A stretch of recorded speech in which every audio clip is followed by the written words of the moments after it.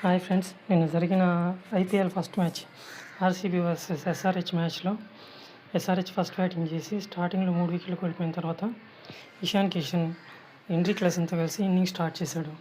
అందులో best finishing 38 బాళ్ళలో 80 కొట్టి henry Klaasen కూడా క్యామ్ ఇన్నింగ్స్ ఆడాడు. 22 బాళ్ళలో 31. చివరిలో అంకిత్ వర్మ 18 బాళ్ళలో 43 కొట్టి ఎస్ఆర్హెచ్కి మంచి టార్గెట్ సెట్ చేశారు.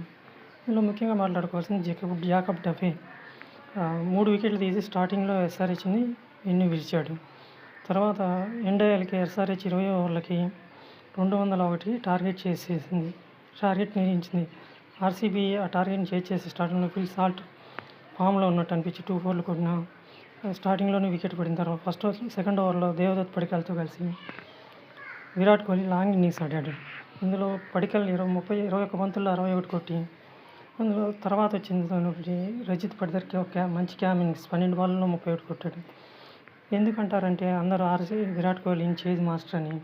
ఇందుకే 38 బాళ్ళలో 69 కొట్టి టిమ్ డేవిడ్ తోటి 201 టార్గెట్ని 15.4 ఓవర్లకి ఫినిష్ చేసేసాడు.